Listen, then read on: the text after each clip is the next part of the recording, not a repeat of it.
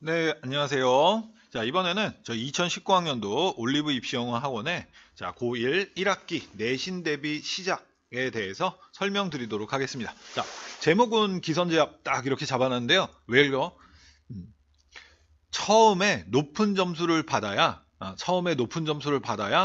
이제 그때부터 또 계속 상승해서 나중에 고등학교 3학년 졸업했을 때 유종의 미를 거둘 수가 있습니다.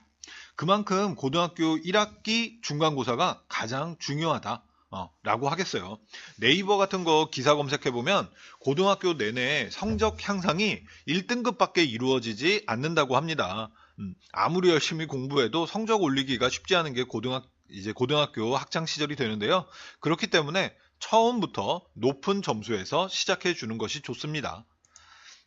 자, 고1은 역전을 위한 기회의 순간입니다. 자, 여기 적어놨는데요. 자, 2018학년도 2학기 기말고사 기준으로 중3은 외부 지문이 딸랑 2개에서 6개, 아예 없는 학교도 있었죠. 자, 근데 고1은 가장 많이 나온 학교는 41개 나왔어요. 대부분은 35개에서 한 41개 정도 나왔습니다. 단어는 그렇다 보니까 중3은 한 200개, 고1은 1100개 정도가 되는데, 물론 이거 전체를 다 암기해야 되는 학생은 정말 못하는 학생이죠. 그래서 아마 중3은 한 50개 정도 단어 됐을 거고요. 고1은 아마 한 600개 정도 됐었던 것 같아요.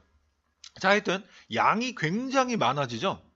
일단 이런 게 이제 가능해지는 이유는 학교에서는 선생님들이 지문을 설명해 주는 게 아니라 학생들이 번갈아 가면서 나와서 발표 수업을 합니다. 근데 그게 또 이제 수행 평가예요. 그렇게 하다 보니까 엄청나게 빠른 속도로 진도가 나가요. 또 어떤 학교는 이제 모의고사가 시험에 나온다라고 하는데 모의고사 자체를 설명을 안 해줍니다. 그리고 알아서 공부해 오래요. 그렇게도 이렇게 막 진행을 하더라고. 그러다 보니까 이 양이 적은 게 아니에요. 영어만 공부하는 게 아니잖아요. 국어하고 수화, 그 다음에 사과탐도 공부해야 되고 그러는데 너무 학습량이 많아서 오죽하면은 100점 받는 학생들, 보정고에서 100점 받는 학생들도 너무 많다고 막 이제 투덜투덜 됩니다. 근데 이거를 이렇게 안 하면 1등급하고 2등급이 구분하기가 너무 힘들대요. 영어는 언제나 엄청 잘하는 학생들이 있어서 그거를 이제 1등급, 2등급을 구분해 내려면 이렇게 학습량이 많아질 수밖에 없다고 합니다.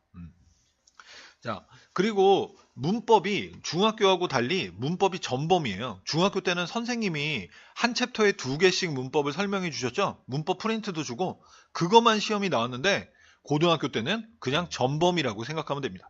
이거는 고1부터 고3까지 문법 문제가 똑같이 나와요. 물론 이제 어휘는 달라지는데. 자, 그런데 이게 왜 도대체 역전을 위한 기회의 순간이 되느냐?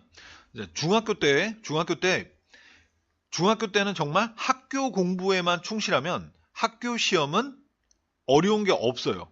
음. 또 이제 그렇긴 하지. 어떻게 그 공부에 집중하고 열심히 할 수 있나요? 그렇지만 하여튼 중학교 때는 학교 공부에만 충실해도 시험 성적 나오는 거에는 큰 문제가 없습니다. 근데 이제 영어 같은 경우는 저희가 분석을 해보면 실수를 그렇게 많이 하더라고요. 중학생들을 이렇게 보면은 굉장히 간단한 실수, 관사 빼먹고, 주어가 3인칭 단수인데 S 빼먹고, 이렇게 되게 간단한 실수들을 많이 해요. 근데 고등학교 때는 그게 아니라 실력이 나오는, 그리고 양이 엄청 많기 때문에 이거 혼자서 못합니다. 41개. 이거 준비를, 그러다 보니까 이제 역전을 위한 기회의 순간이 될 수도 있어요. 힘들죠. 이 공부가 이게 쉽겠어요. 이 41개나 공부를 해야 되는데. 근데 정말 학교 공부에만 중학교 때처럼 그렇게 공부하는 학생들, 나 중학교 때 잘했으니까 고등학교 때도 잘할 거야. 이렇게 약간의 방심을 하게 되면은 바로 떨어지게 됩니다. 점수가. 어.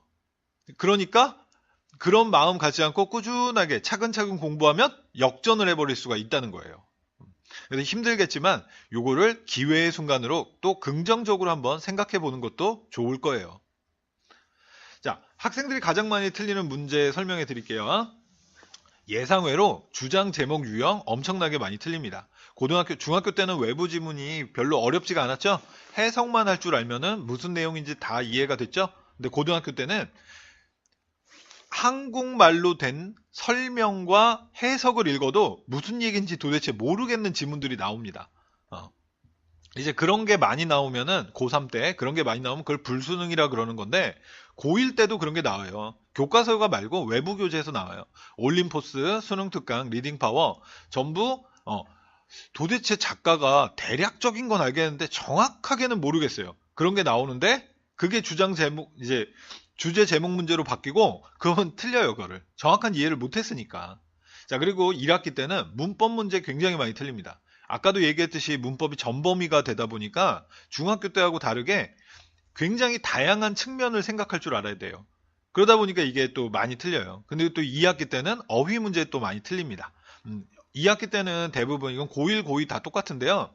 1학기 때 이제 문법 문제 좀 이제 익숙하지 않으니까 많이 틀리는데 1등급, 2등급 학생들은 이제 한 학기 하면은 다 압니다. 그때는 이제 어휘로 1등급, 2등급을 갈라요. 지문에 없던 어휘를 출제시키거든. 하여튼 자, 우리는 일단 1학기부터 집중해야 돼요. 자, 그리고 당연스럽게도 서술형에서 엄청 많이 틀립니다. 이게 중학교 때하고 달라서 그래요. 중학교 때는 문장 하나를 그냥 쓰는 거예요. 그리고 배운 문법도 어, 6개밖에 안 되거든. 근데 보통은 4개밖에는 안 배워요. 문법을. 한 시험당. 그러다 보니까 그것만 그냥 암기해서 쓰면 되는데 고등학교 때는 문법 시험 자체가 전범이에요. 그러다 보니까 그리고 전체 문장을 쓰는 게 아니라 전체 문장 쓰는 거면 차라리 쉬워요. 일정 부분, 일부분만 채워 넣어야 돼. 학생들이. 그게 더 어렵습니다. 문장을 길게 쓰는 것보다 짧게 문법에 맞추어서 채워 넣는 것. 이게 훨씬 어려워요. 그리고 수행평가. 이거는 시험은 당연히 아니죠. 그런데 고등학교 올라가면 수행평가 진짜 많이 나옵니다. 막 21개라 그랬나? 막 13개, 막 14개 이거 예사로 나오고 그 수행평가 성적 안 좋으면 당연히 시험 성적 잘 봐도. 그래서 제가 1등급 점수를 받았는데 결국은 2등급 나온 학생도 봤어요. 왜? 수행평가를 못했어. 시험 공부하느라고 너무 많아서. 그리고 또 수행평가가 시험 기간 바로 3일 전까지 그 수행평가를 하더라고요. 이거 집중해야 됩니다. 수행평가. 자, 올리브 내신 대비 선행 준비. 자, 선행 준비라는 이야기는 바로 지금부터 내신 대비를 시작한다는 얘기가 아니고요. 한 달 정도 이제 선행으로 준비해야 되는데, 먼저 고등문법을 정리를 완료해야 됩니다. 이거는 이제 고1부터 고3까지 계속해서 나오는 건데, 미리 해놓는 게 낫지, 시험 한번 본 다음에, 시험 한번 성적 망친 다음에 공부하면은 별로겠죠? 미리미리 공부하는 게 좋습니다. 근데 여기서 고등 문법을 정리한다는 개념을 잘 이해해야 돼요. 이거 문법책 보면서 한다는 얘기가 아닙니다. 시중에서 파는 문법책 그걸로 한다는 게 아니에요. 고등 문법을 배운다라는 얘기는 문법 문제가 어떤 유형으로 출제가 된다. 그리고 그러한 문제는 어떤 함정을 또 쓴다. 이런 거를 배우는 거지. 시중에서 판매하는 문법책 보면서 문법 공부한다는 뜻이 아닙니다. 그거는 가급적이면 미리 해져 있었어야만 돼요. 자, 그리고 자, 단어하고 수거, 영어에서의 무조건 기본은 어휘가 되겠죠? 그래서 요거 미리미리 대비하는데요. 저희는 이제 여러분들이 고등학교 1학년 교과서, 그 다음에 이제 또 자습서도 또 살 거고, 그 다음에 외부 교재 또 사게 될 거예요. 그 뒤에 보면은 단어 수거 어느 정도 다 주는데 그것만 갖고 완벽하지가 않습니다. 특히나 수거가 좀 정리가 미흡한 경우가 굉장히 많아요. 그래서 저희 학원에서 자체적으로 그 교과서하고 외부 교재에 붙어 있는 거에 더해서 또 필요로 하는 것들을 딱 정리를 해놨습니다. 완벽하게. 그래서 요걸 가지고 공부를 하는 거고요. 그 다음 당연스럽게도 외부 교재 선행학습은 미리 조금 이루어지게 됩니다. 물론 내신 대비 들어가면 다시 하긴 해요. 자, 올리브 내신 대비 강점, 꼼꼼한 관리, 질의응답. 저희는 가장 중요한 게 꼼꼼한 관리입니다. 내용이 어려워서가 아니라 꾸준하게 공부를 안 하기 때문에 점수가 안 나와요. 그래서 저희는 꼼꼼한 관리 아주 강조합니다. 자, 질의응답, 수행평가 준비까지.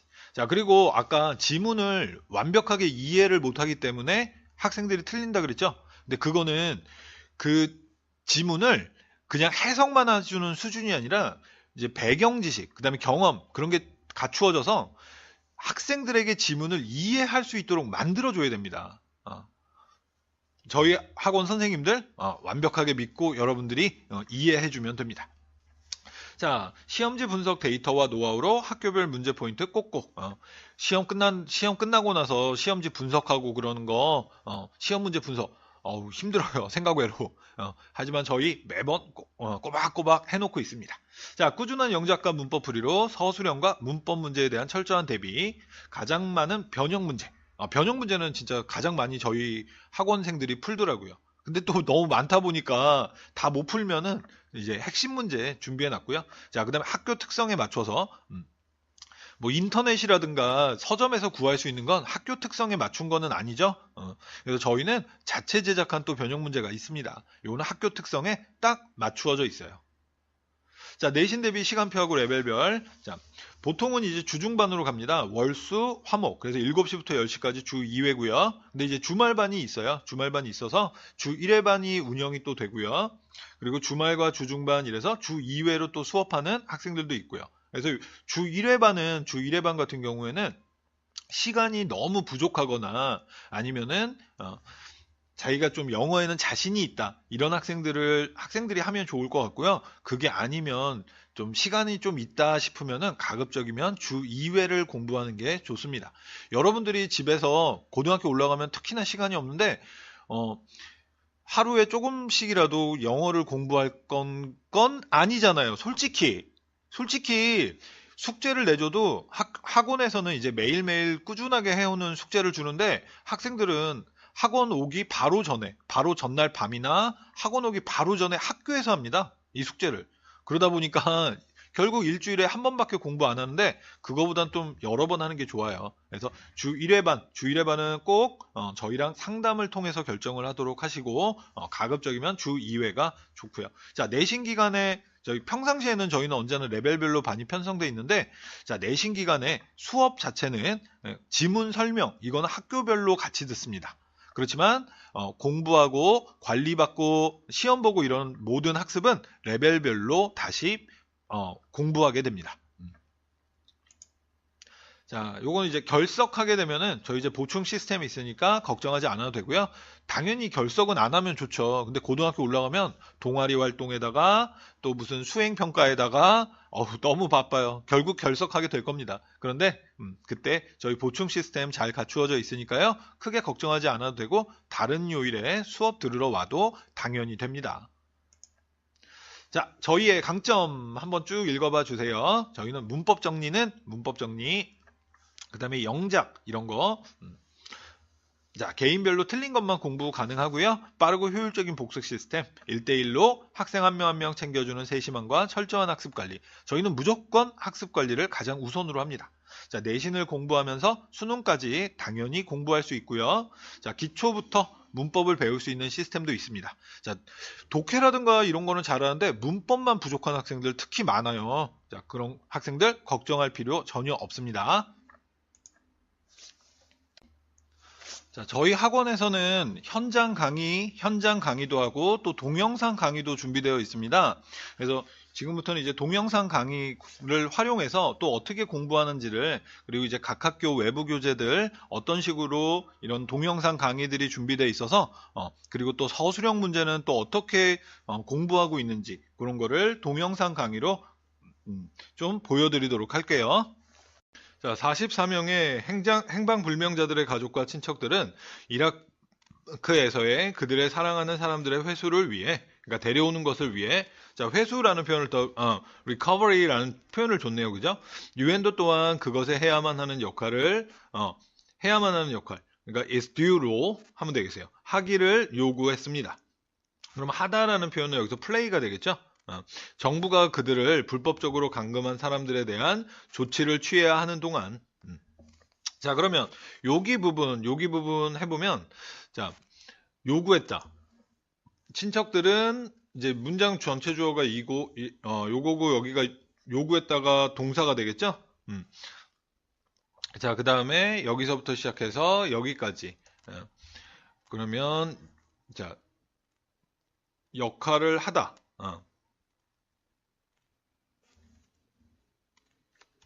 그러니까 그것에야만 하는 역할을 하기를 유엔이 이렇게 주어 동사 그들의 사랑하는 사람들의 회수를 위해.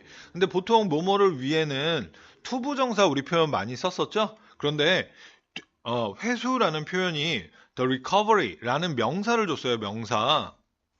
그러니까 명사 뒤에 투부정사랑 명사를 같이 쓸 수는 없는 거고 이거는 전치사 for를 쓰면 되겠죠. 그 다음에 뭐뭐의라는 표현 당연히 of 쓰면 되겠고요. 자, 그 다음에 United Nations to play its due role. 자, for the recovery of their loved ones.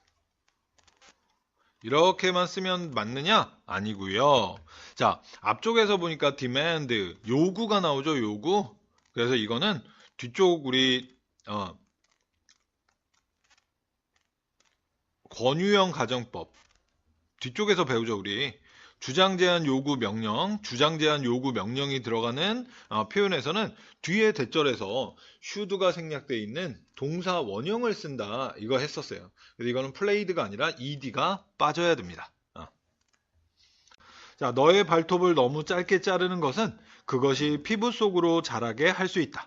자, 뭐뭐 하게 할 수 있다라는 표현이 오형식 동사 cause예요. 자, 그러면 목적어가 목적격 보호하게.